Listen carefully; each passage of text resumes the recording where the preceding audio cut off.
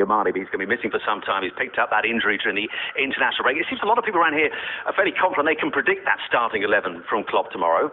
How are you seeing things shaping up? Well, maybe that's a problem, that people can predict it. I think it's a bit different. Manchester United seems to have a lot more options, but you look at the options Liverpool have, and you have to look at this man here, Salah. Now, Mane last season, in terms of being out, the record wasn't great. That's one of the reasons why they brought Salah, because there was never anyone who could ever fill that role when he wasn't there. Now, they found a way of getting the two of them in the team. It's going to be Mane on the left-hand side, Salah on the right. So, okay, you still got that pace and penetration. Maybe not quite at the level of Mane, but he's made a brilliant start to his Premier League career. And what I think will happen is this man, Coutinho, has been playing more of a midfield three. So I think he just joins the front three. That's how I see it. And you go back really to how Liverpool set up last season in terms of that front three. Okay, Salah for Mane, and you'd say Lallana's missing from that midfield three. And if you think of last season against Manchester United, he went with that three. And I think one of the reasons why he will do that, or I think he will do that, is because you've got two midfield players out your three in Chan and Henderson, who are 6 foot plus.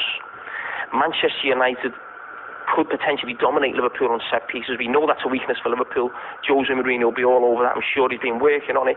So that's what it gives you, because the front three, there's no height, no presence there. So at least in that midfield then you have two players to aid the back four in defending set pieces. Can I just ask you one thing about Coutinho and Firmino? Because Klopp has talked about them today. He said, look, they've only flown back yesterday from South America. He said they had a pretty nice ride because he's seen the price of the flight.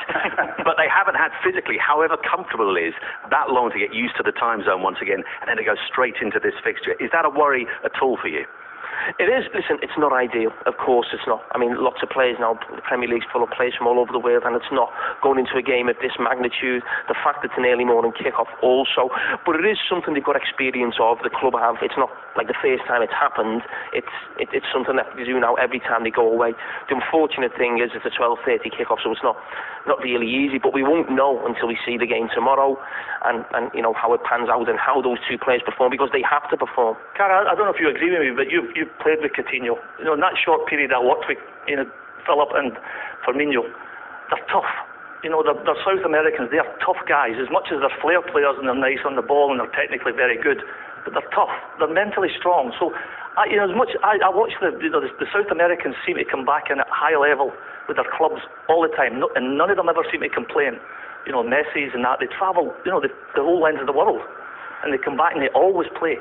But I think they're fit lads. Yeah, I think sometimes, certainly in the past, we've had that assumption that South American players maybe at times are weak, or maybe not fancying it, or maybe too tough for them. But you think of even Luis Suarez, Mascherano playing, the actual, as you say, not just being tough mentally, physically as well. You know, you think of a Carlos Tevez as well, that type of character. They're so tough and robust and ready for Premier League. Now, listen, we'll see tomorrow. They've done it before. They have performed before games, yeah, on the back of international break, and hopefully it's the same tomorrow. Well, let's hope they're knackered. I think a bit more. I mean, we know. We know about Fellaini. He's out after the international break for United. Yeah. In terms of selection for you, are things a little bit more straightforward or not?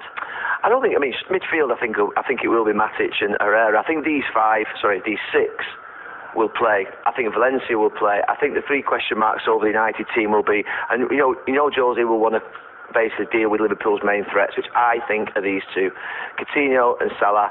I think it's whether he thinks Young can handle Salah and whether he brings Darmian. Me and Coley were just talking about it before. We think that Darmian might come in. He defends with his right foot. Salah making those runs. So I think that could be a potential change. Is he comfortable?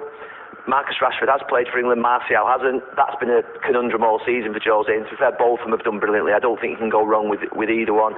The one over there is just the only one. With Coutinho, let's say that, you know, Matic is there. He plays in that gap, in that space. And with Moreno going forward, there is that potential. Is Juan Mata the person that can get back in there and then get up the pitch?